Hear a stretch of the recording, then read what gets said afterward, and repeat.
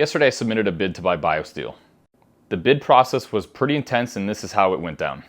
First, the investment bank that's handling the bid process reaches out to you to qualify you as a potential buyer.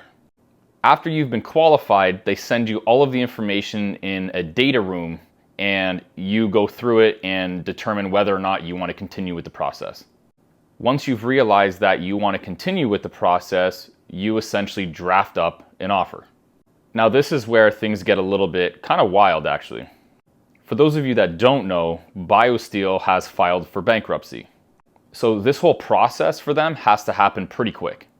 So yesterday by 5 p.m., which is October 16th, you had to have your entire bid submitted. Anything submitted after that time and date will not be considered. Included in your bid, this is what you had to have.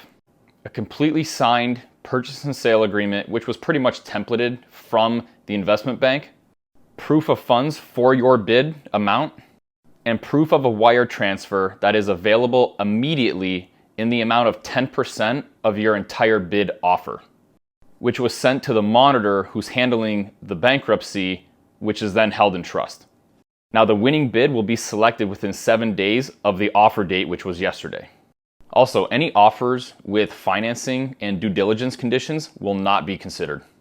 Then the deal has to close on November 15th, literally 1 month after the bid deadline. So why do I think this is actually a good decision for me? For those of you that don't know, I own CanadianProtein.com. I started Canadian Protein about 15 years ago in my basement. And now Canadian Protein is in Costco. With all of that said, there's also a lot of similarities between both of these brands. And I know that I'd be extremely successful running BioSteel exactly the same way that I run Canadian Protein.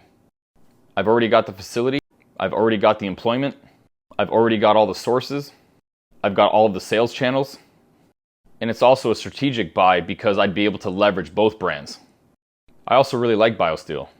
I think the products are great, I think the brand is great, and I like the fact that it's Canadian as well. Something else worth noting is the fact that I've seen a lot of videos out there on YouTube, social media, whatever, with people thinking that they actually know or have the information about BioSteel. And I have seen all of the information, hundreds of documents, hundreds of pages of documents, right down from all of the financials to, athlete contracts. And those people out on social media have no clue what they're talking about. I'm also curious to know what you think BioSteel is worth and what you think it's going to sell for. Let me know in the comments below. So with all that said, wish me luck.